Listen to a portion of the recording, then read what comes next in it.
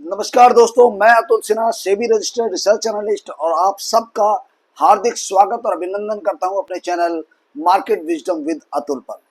तो आज का हमारा टॉपिक है बाजार को लेके कि प्राइमरी और सेकेंडरी मार्केट्स क्या होते हैं। जब आप शेयर बाजार में आते हैं तो हमें सुनने को मिलता है कि दो तरीके के मार्केट है, एक प्राइमरी मार्केट है और एक सेकेंडरी मार्केट है। अब इन दोनों तरीके के मार्केट में क्या कोरिलेशन है और क्या डिफरेंसेस हैं, आज आपको इस वीडियो के माध्यम से हमें बताने की कोशिश करेंगे। और साथ ही साथ जो की डिफरेंसेस हैं, जो आईपीओस आते हैं, ओएफएस आते हैं, या फिर जो नॉर्मल ट्रेडिंग सेशंस होती है, प्राइमरी मार्केट में क्या होता है और सेकेंडरी मार्केट में क्या होता है। तो आज इस वीडियो के अंदर पूरी क्लियर पिक्चर होगी प्राइमरी वर्सेस सेकेंडरी मार्केट की। तो जुड़े रहिएगा हमारे साथ और देखते रहिएगा पूरा वीडियो बिना स्किप किए हुए, ताकि आप कोई भी इंपॉर्टेंट इन्फॉर्मेशन मिस ना कर पाए।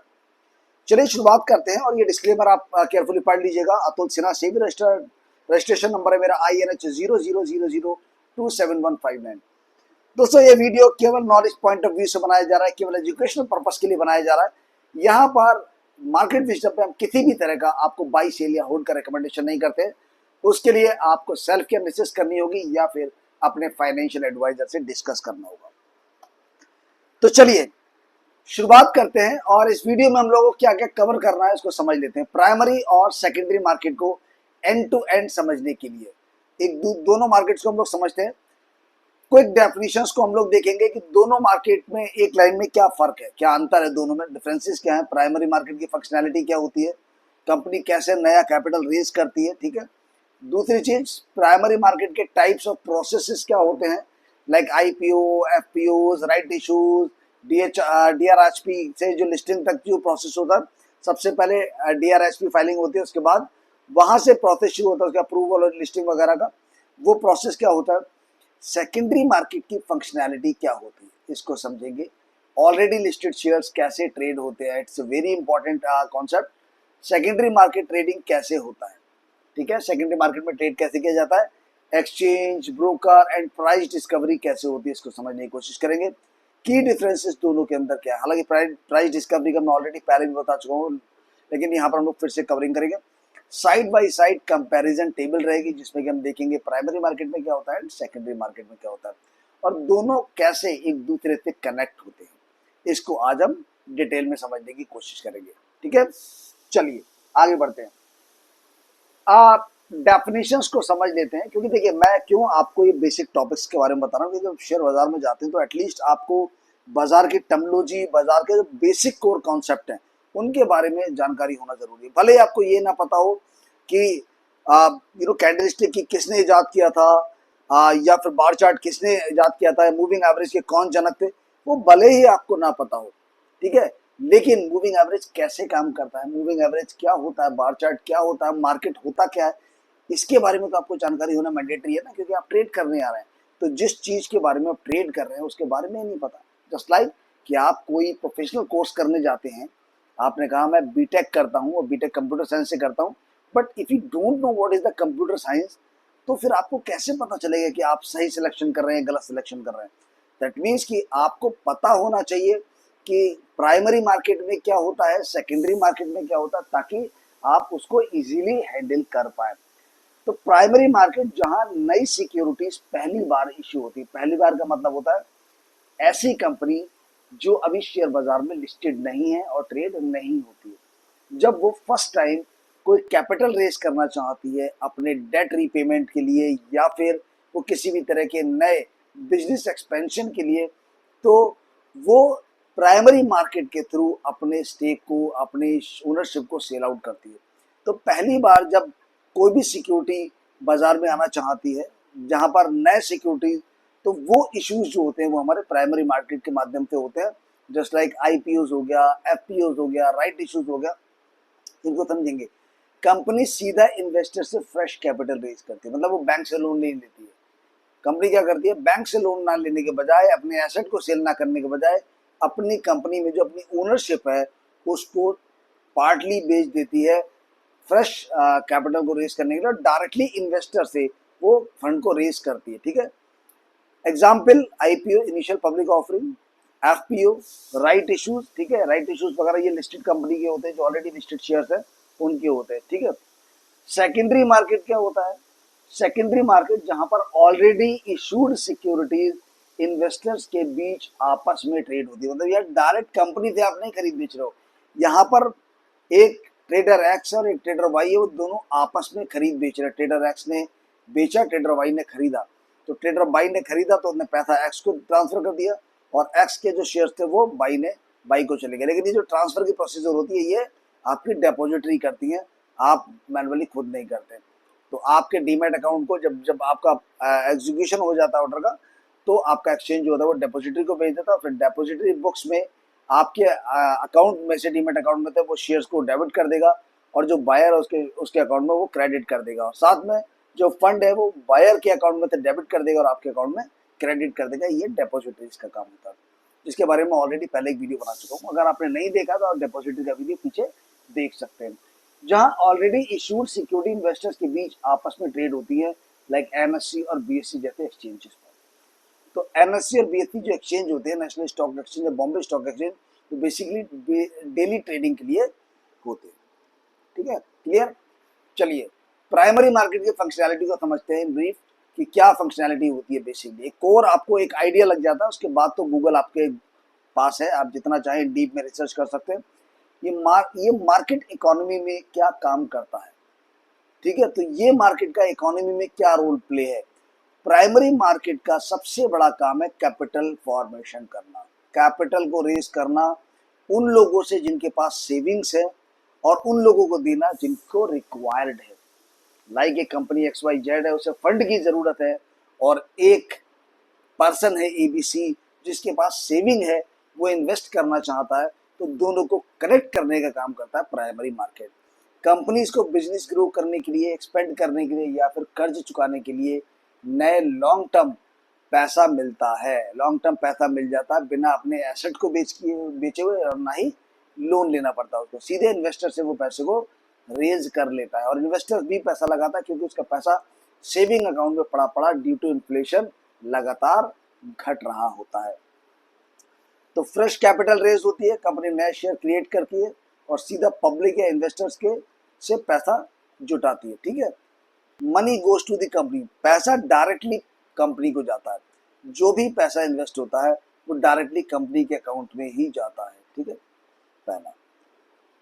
तीसरा, प्राइस कंपनी डिसाइड करती है, प्राइस फिक्स्ड होती है या मर्चेंट बैंकर के साथ बुक बिल्डिंग से डिसाइड होती है। मतलब इसमें प्राइस जो होता है वो जनरली मर्चेंट बैंकर के साथ मिलकर डिसाइड करते हैं what is the fair price of this company. तो जो भी डिसीजन आता है फेयर प्राइस का, वो कंपनी या तो अलोन खुद ही डिसाइड कर लेती है या फिर वो मर्चेंट बैंकर के साथ मिलके ये डिसाइड करती है कौन सा फेयर वैल्यू है इस आईपीओ के लिए।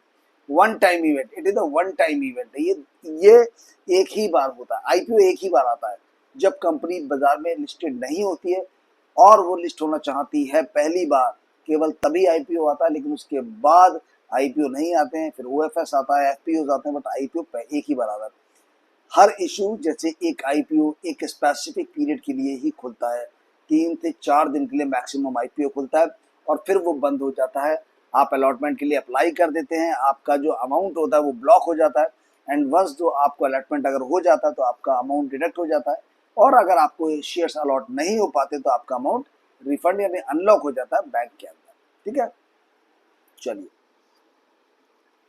प्राइमरी मार्केट में टाइप्स ऑफ इश्यूज क्या है, कौन कौन से प्राइमरी मार्केट में टाइप्स होते हैं जो कि लेके आए जाते हैं इश्यूज के रूप में।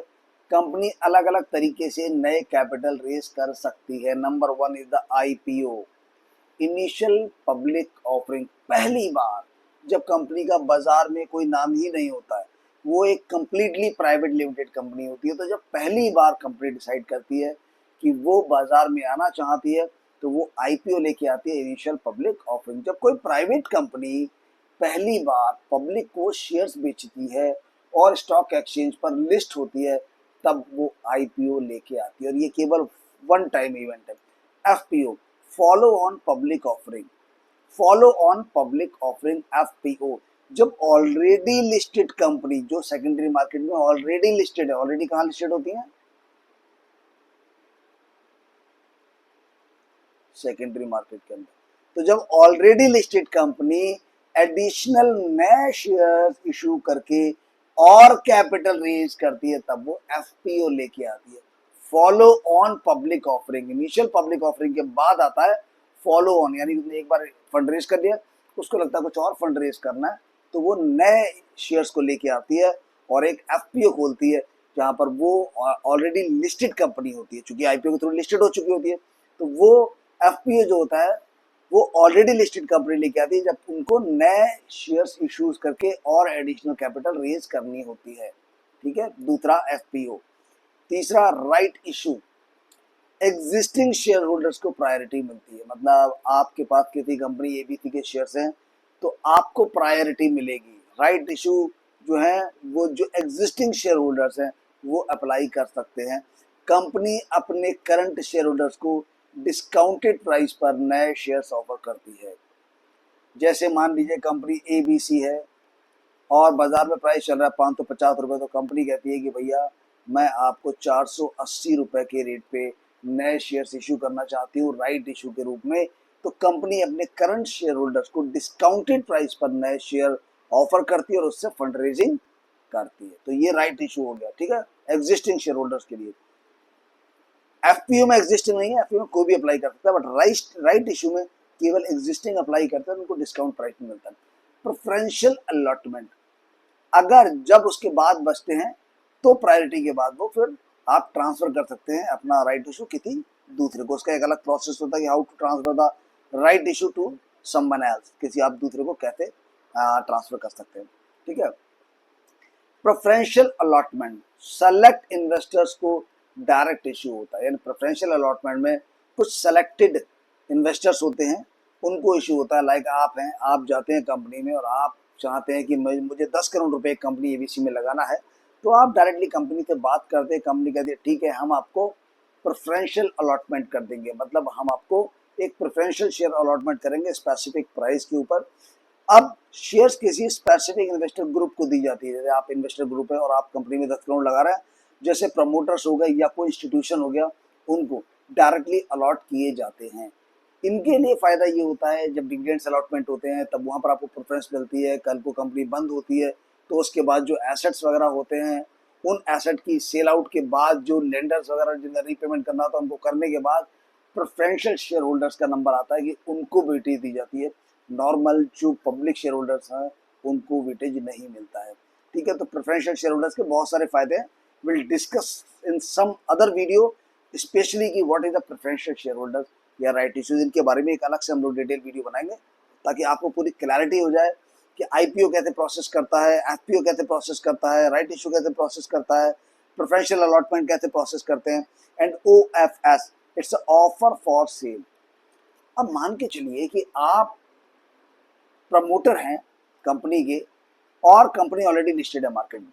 नाउ आपका एक 3% का स्टेक है, तो कंपनी क्या करती है, प्रमोटर ने कह दिया कि भैया जब आप आईपीओ लेके आ रहे हो तो मेरा भी एक ओएफएस ले आओ, मेरे भी शेयर्स जो हैं वो 3% के जो उनको बेच दो।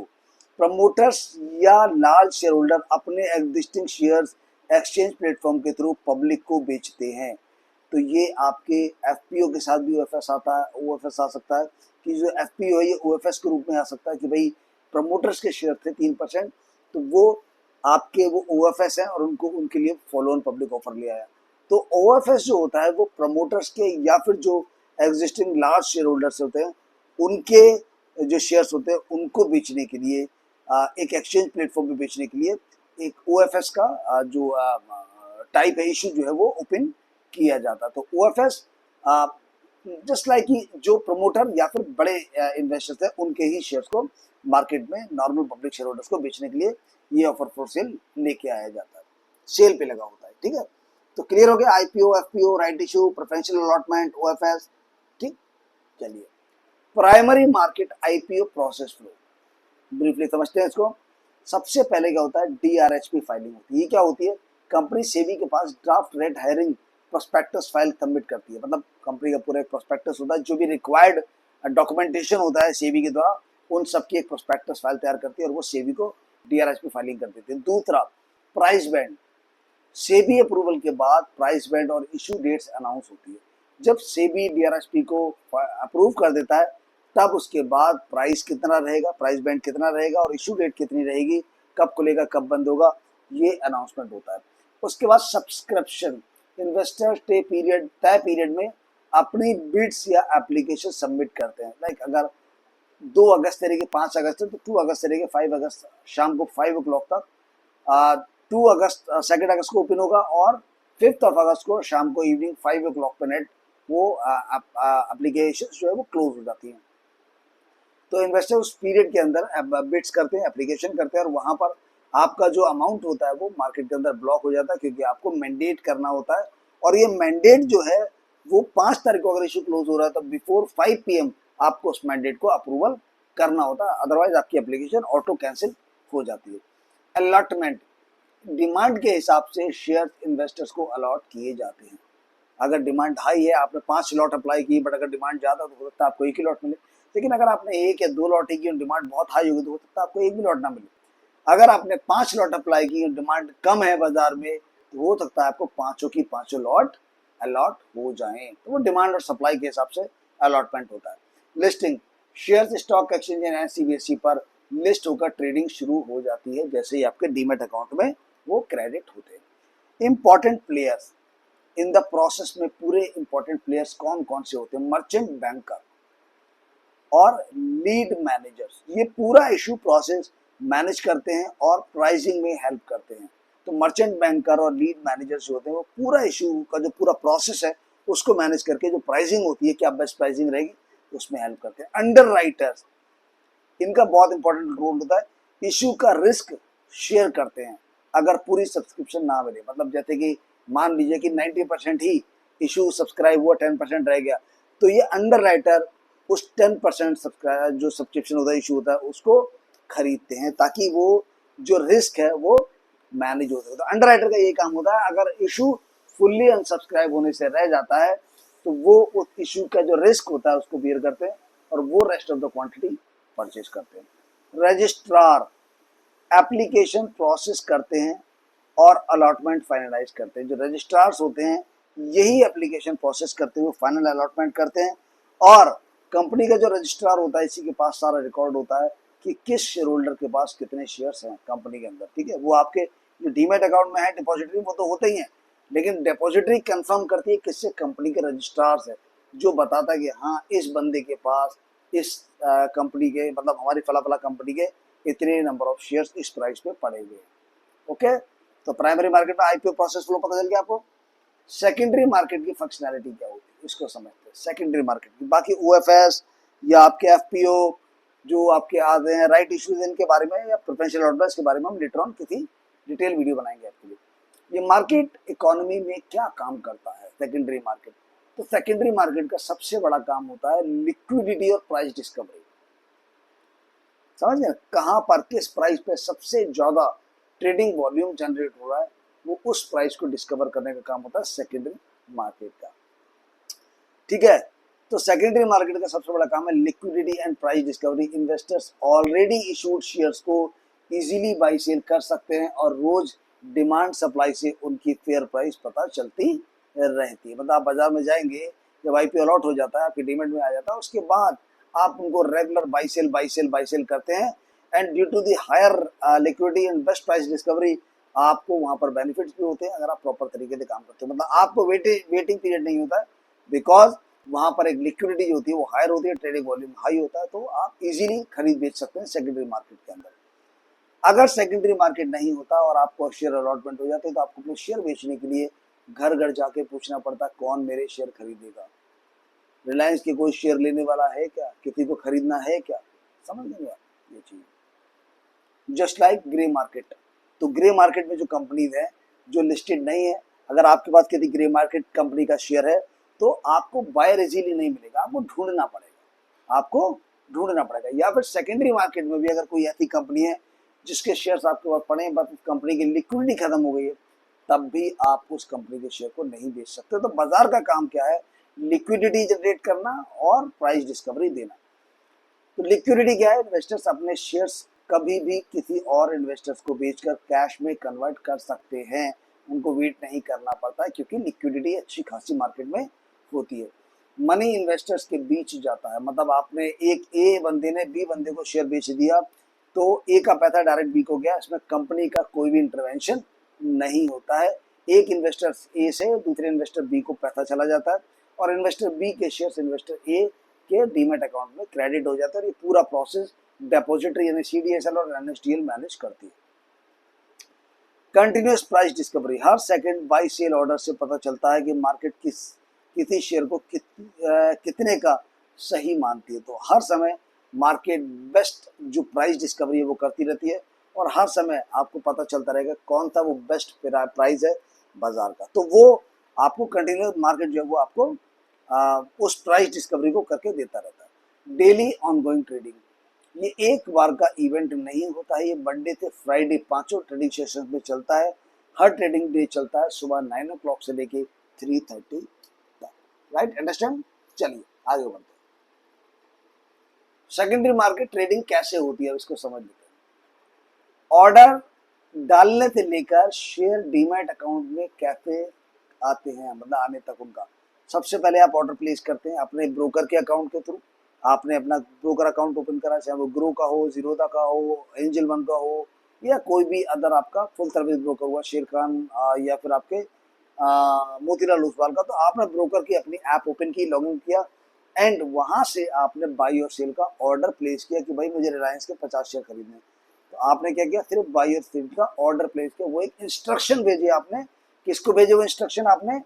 आपने वो इंस्ट्रक्शन भेजे कि भाई एक्सचेंज को कि भाई मेरे 50 रिलायंस के शेयर आप खरीद लीजिए। एक्सचेंज क्या करता है, वो देखता है कि क्वांटिटी कितनी है 50, प्राइस कितना है 1251, ठीक है। तो एनएससी और बीएससी बाई और सेल ऑर्डर को मैच करते हैं कि 1251 और 50 शेयर खरीदने के लिए दूसरी तरफ एंड पे कोई दूसरा सेलर अवेलेबल है और वो उसके बाद क्या करता है, वो आपका ऑर्डर एग्जीक्यूट कर देता है। एक्सचेंज आपका ऑर्डर क्या करता है, एग्जीक्यूट कर देता है। जब ऑर्डर एग्जीक्यूट कर देता है तब आपका क्लियरिंग कॉर्पोरेशन का काम शुरू होता है, जो कि सेटलमेंट करता है और देखता है कि कोई नेट ऑब्लिगेशन तो नहीं है आपके ऊपर, ऐसा तो नहीं आपने मार्जिन में खरीदा है, ऐसा तो नहीं है आपके शेयर्स प्लेज पड़े हों, ऐसा तो नहीं है आपकी कोई देनदारी बन रही हो, आपने अभी पैसा पूरा पेमेंट नहीं किया है। तो वो क्लियरिंग कॉर्पोरेशन उसको देखते हैं कि कोई ऑब्लिगेशन तो आपके ऊपर नहीं है। अगर ऑब्लिगेशन है तो आपके शेयर्स क्रेडिट नहीं होते और जब वो चेक करते हैं ओके तो डिपॉजिटरी सेटलमेंट होता है। NSDL CDSL electronically shares transfer करता है। एनएसडीएल और सीडीएसएल इलेक्ट्रॉनिकली शेयर ट्रांसफर कर देते हैं और वो आपके डीमेट अकाउंट में क्रेडिट हो जाते हैं। शेयर्स बायर के डीमेट अकाउंट में क्रेडिट हो जाते हैं और जो सेलर होता है उसके डीमेट अकाउंट से डेबिट हो जाते हैं। और याद रखने वाली बात है क्या है, कंपनी इस पूरे प्रोसेस में डायरेक्टली इन्वॉल्व नहीं होती है। कंपनी ने तो एक बार आईपीओ ले आया, बस अब कंपनी का कोई इन्वॉल्वमेंट नहीं है। अब इन्वेस्टर टू इन्वेस्टर रिलेशनशिप रहता है, ठीक है। वो सिर्फ एक बार शेयर इशू करती है, उसके बाद ट्रेडिंग प्योरली इन्वेस्टर्स के ही बीच में होती है, कंपनी से कोई भी कोरिलेशन उसका नहीं होता है। तो आज का सेटलमेंट साइकिल जो है वो T+1 डे का है। फिलहाल जो सेटलमेंट साइकिल है, पहले T+5 T+6 होता था, अभी सेटलमेंट साइकिल है T+1। यानी आज आपने ट्रेड किया तो कल डीमेट अकाउंट में आपके क्रेडिट हो जाएंगे, सेटल हो जाएगा। मतलब अगले दिन ही आपके अगले नेक्स्ट आपका ट्रेडिंग सेशन में जो वर्किंग डे है उसमें शेयर्स और पैसा जो होता है वो सेटल हो जाता है। लेकिन पायलट प्रोजेक्ट जो है अभी T+0 का भी चल रहा है ताकि सेम डे आपका सेटलमेंट प्रोसेस हो जाए, ठीक है। तो ये सेकेंडरी मार्केट का ट्रेडिंग कैसे होता है, ये पूरा फंक्शनैलिटी मैंने आपको यहाँ पर बताया, तो आपको एक क्लैरिटी आ जाएगी, ठीक है। बाकी धीरे धीरे जैसे जैसे आप मार्केट में इंगेज होते जाएंगे आपको चीजें और बेहतर तरीके से क्लियर होती चली जाएगी। चलिए आगे बढ़ते हैं। प्राइमरी वर्सेस सेकेंडरी मार्केट के की डिफरेंसेस क्या है। तो parameters primary market and secondary market. तो पर्पस, प्राइमरी मार्केट का पर्पस क्या है, कंपनी के लिए नया कैपिटल इश्यू करना, डेट रिपेमेंट के लिए, बिजनेस एक्सपेंशन के लिए, ठीक है, कुछ नए प्रोडक्ट लॉन्च के लिए, फंड रेजिंग के लिए आपका प्राइमरी मार्केट होता है। और वहां पर company IPO, OFS, FPO, right issue, ठीक है, प्रोफेशनल अलॉटमेंट, इसके माध्यम से वो फंड रेजिंग करती है डायरेक्टली इन्वेस्टर्स के थ्रू। सेकेंडरी मार्केट का तो इन्वेस्टर्स के बीच में एग्जिस्टिंग शेयर्स को ट्रेड होते हैं, जो आईपीओ के बाद लिस्टेड हो चुके हैं सेकेंडरी मार्केट में, उन कंपनी के शेयर खरीदे बेचे जाते हैं डायरेक्टली इन्वेस्टर्स के। यानी दो लोग हैं, आपने सीधे ऑर्डर प्लेस किया, दूसरे ने आपने बाई का ऑर्डर किया, दूसरे ने सेल का ऑर्डर किया, दोनों के ऑर्डर मैचिंग हुआ कि आपके बाई के अगेंस्ट उसने सेल का ऑर्डर लगा रखा है, दोनों के ऑर्डर क्वांटिटी और प्राइस को मैच होता है और वो आपका एक्सचेंज एग्जीक्यूट कर देता है। प्राइस कौन डिसाइड करता है? Company and merchant banker fixed book built पे प्राइस डिसाइड करते हैं। कंपनी प्लस मर्चेंट बैंकर मिलके आपका प्राइस बैंड डिसाइड करते हैं प्राइमरी मार्केट के अंदर, IPO, FPO, OFS, right issue सभी के लिए। बट सेकेंडरी मार्केट में मार्केट का जो डिमांड एंड सप्लाई है कंटिन्यूसली, तो वो मार्केट आपकी प्राइस डिस्कवरी करता है कि कौन सा बेस्ट प्राइस है इस यहाँ पर जो मार्केट का हर टिक पे कौन सा बेस्ट प्राइस है जिसपे कि बाई सेल एग्जीक्यूट होगा। पैसा कहाँ जाता है? प्राइमरी मार्केट में पैसा कहाँ जाता है? सीधे कंपनी के पास जाता है। सेकेंडरी मार्केट में पैसा कहाँ जाता है? सेलर इन्वेस्टर्स के पास से कंपनी को नहीं जाता, ठीक है, सेलर के पास से बायर को जाता है, ठीक है, सेलर इन्वेस्टर के पास जाता है, बायर से सेलर के पास जाता है, जो खरीदता है, ठीक है। जस्ट मोमेंट क्लियर कर देता हूँ। तो अब जो बायर होता है वो पैसा देता है और वो पैसा किसको देता है? सेलर को देता है। और सेलर जो शेयर्स होते हैं वो किसको देते हैं? बायर को देते हैं। तो यहाँ पर ये आपस में ही एडजस्टमेंट होता है। कहाँ होता है ये सारा काम? Primary market, company directly issue के थ्रू, ठीक है। तो ये कंपनी क्या करती है? डायरेक्टली इशू के थ्रू लेके आती है। और सेकेंडरी मार्केट कहाँ पर आता है? आपका एक्सचेंज या एनएससी या बीएससी में होता है। तो ये जो आपका आईपीओ है, एफपीओ है, ये कंपनी लेके आती है इशू के माध्यम से, वो एफपीओ लेके आती है, ओएफएस लेके आती है, आईपीओ लेके आती है, प्रोफेशनल अलॉटमेंट लेके आती है, राइट इशू लेके आती है, डायरेक्टली कंपनी लेके आती है। सेकेंडरी मार्केट जो होता है वो एक्सचेंज के थ्रू होता है, एनएससी और BSc, national stock exchange and Bombay stock exchange. Frequency क्या होती है? ये वन टाइम इवेंट है पर इशू का। एफपीओ आएगा एक बार आया, राइट इशू आया एक बार आया, वन टाइम इवेंट, ये रोज नहीं होती है। ये एक बार आया बस, उसके बाद आपका वो लिस्ट हो गया सेकेंडरी मार्केट में जाकर, ठीक है। उसके बाद दोबारा राइट इशू लेके आना होगा तो वो 6 महीने, साल भर, 2 साल बाद फिर लेके आएंगे। बट वो रेगुलर की इवेंट नहीं है कि वो वीक में मंडे टू फ्राइडे रोज हो रहा है। तो वो एक वन टाइम का इशू है पर इशू। एक बार आईपीओ आया तो उस आईपीओ का जो टाइम बैंड है उसके दौरान ही अप्लाई होगा। उसके बाद वो सेकेंडरी मार्केट में लिस्टेड होगा, फिर वो आईपीओ खत्म हो जाएगा, ठीक है। फिर उस आईपीओ को कोई मतलब नहीं रह जाता। ये कंटिन्यूस हर ट्रेडिंग डे में होता है, मंडे टू फ्राइडे में। Example IPO, FPO, right issues, और यहाँ पर एनएससी बीएससी पर शेयर्स को बाई सेल करना, ये सेकेंडरी मार्केट में। तो ये बेसिक की डिफरेंसेस हैं जिससे आपको क्लैरिटी होगी कि प्राइमरी मार्केट में क्या होता है और सेकेंडरी मार्केट में क्या होता है। चलिए आगे बढ़ते हैं। दोनों कैसे कनेक्ट होते हैं? प्राइमरी सेकेंडरी मार्केट एक दूसरे से कैसे जुड़े हुए हैं? तो प्राइमरी मार्केट सिक्योरिटी को क्रिएट करता है। कंपनी पहली बार शेयर्स इशू करती है और वो कैपिटल रेज करती है। जब वो शेयर्स इशू करती है तो वो शेयर्स कहाँ पर लिस्टेड होते हैं? सेकेंडरी मार्केट में लिस्ट होते हैं, ठीक है। उस सिक्योरिटी को ऑनगोइंग लिक्विडिटी देता है सेकेंडरी मार्केट, और इन्वेस्टर्स इसे जब चाहे तब बाई कर सकते हैं, जब चाहे वो सेल कर सकते हैं। तो प्राइमरी मार्केट नए शेयर्स को लेके आता है और सेकेंडरी मार्केट वहां पर उनको लिक्विडिटी और जो प्राइस डिस्कवरी है वो प्रोवाइड कराता है, जिससे कि हर इन्वेस्टर्स कभी भी कंटिन्यूसली बाई सेल कर सकता है। इन्वेस्टर्स आईपीओ में इसलिए कॉन्फिडेंटली पैसा लगाते हैं क्योंकि उन्हें पता होता है कि लिस्टिंग के बाद सेकेंडरी मार्केट उन्हें एग्जिट करने का रास्ता दे देगा इजीली। अब अगर आपको पता हो कि आईपीओ तो आ रहा है लेकिन आप बेचने के लिए आपको लोग ढूंढने पड़ेंगे, अगर आप उसको बेचना चाहें तो आप शायद अप्लाई ना करें, ठीक है। और 92 से पहले ऐसा ही होता था कि आपको फिजिकल पेपर मिलता था, चूंकि बाजार मार्केट नहीं था, ऑनलाइन मार्केट नहीं था, तो वहां पर फिर आपको ढूंढना पड़ता था कि भाई मैंने ये शेयर ले लिए। अब उस केस में बहुत सारे लोग 50 साल पहले किसी ने शेयर लिए और वो लेके भूल गया, ठीक है, लेके भूल गया, वो कंपनी अच्छा परफॉर्म कर गई तो उसके बारे नहीं आ रहे हो गए, और कंपनी डूब गई तो उसका पैसा डूब जाता है, ठीक है। तो वो जानते हैं कि प्राइमरी मार्केट में अगर आईपीओ मुझे अलॉट हो जाता है तो मैं सेकेंडरी मार्केट में इजीली एग्जिट करके अपने पैसे को विड्रॉ कर सकता हूं। तो दोनों मार्केट मिलाकर एक कंप्लीट ट्रस्टवर्थी इकोसिस्टम बनता है। प्राइमरी मार्केट शेयर्स को लेके आता है और सेकेंडरी मार्केट उसमें ट्रेड करने की अपॉर्चुनिटी इन्वेस्टर्स को देता है, ठीक है। क्लियर? चलिए याद रखने वाली बातें कुछ खास जो आपको याद रखनी चाहिए इस एपिसोड के सबसे जरूरी रिकैप्स हम लोग देख लेते हैं। प्राइमरी मार्केट वो जगह है जहां पर नए सिक्योरिटीज पहली बार इशू होते हैं और कंपनी को सीधा फ्रेश कैपिटल मिलता है। जो पैसा होता है वो सीधे कंपनी को चला जाता है प्राइमरी मार्केट में। IPO, FPO, right issue, preferential allotment, OFS, ये सब प्राइमरी मार्केट के डिफरेंट तरीके से कैपिटल रेज करने के तरीके हैं, अलग अलग तरीके हैं, बट सभी कैपिटल रेज करने के लिए आते हैं प्राइमरी मार्केट के अंदर। सेकेंडरी मार्केट वो जगह है जहां पर ऑलरेडी इशूड शेयर्स इन्वेस्टर्स को के बीच ट्रेड होते हैं। मतलब दो इन्वेस्टर थे, आप डायरेक्टली जाएंगे मंडे टू फ्राइडे सुबह 9 o'clock से लेकर 3:30 तक। आप जब खरीद बेच रहे हैं तो एक बंदा बेच रहा है और दूसरा खरीद रहा है, उसमें कंपनी का कोई इन्वॉल्वमेंट नहीं है, वो आप आपस में एक दूसरे खरीद बेच रहे हैं। तो सेकेंडरी मार्केट में जो इन्वेस्टर थे वो डायरेक्टली आपस में खरीदते बेचते हैं, वहां पर कंपनी को कोई पैसा नहीं जाता, कंपनी का कोई इन्वॉल्वमेंट नहीं होता है। प्राइमरी मार्केट कैपिटल बनाता है, सेकेंडरी मार्केट उसे लिक्विडिटी देता है और प्राइस डिस्कवरी देता है। दोनों मिलकर एक कंप्लीट इकोसिस्टम और ट्रस्टवर्थी इकोसिस्टम तैयार कर देते हैं। तो ये प्राइमरी मार्केट और सेकेंडरी मार्केट के बारे में हमने जाना, समझा। आई होप कि काफी हद तक आपको क्लैरिटी हो गई होगी। इसके आगे आप गूगल करके और मोर इन्फॉर्मेशन गैदर कर सकते हैं। अब आप दोनों मार्केट्स का फर्क समझ गए होंगे। आगे हम बात करेंगे वीडियो में आईपीओ में अप्लाई कैसे कर सकते हैं, उसके स्टेप बाय स्टेप हम लोग आपके साथ एक गाइड शेयर करेंगे, how to apply in the IPO.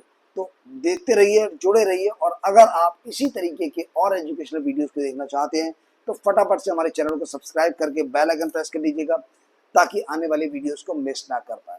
साथ ही अगर ये वीडियो आपको पसंद आए तो लाइक शेयर और शेयर करना मत भूलिएगा दोस्तों। मिलूंगा अपने अगले वीडियो में कुछ नए टॉपिक्स के साथ, कुछ नए इंफॉर्मेशन के साथ, और साथ ही साथ हम लोग लगातार डेली निफ्टी रिव्यूज भी करते रहते हैं मार्केट ओपनिंग के टाइम पे।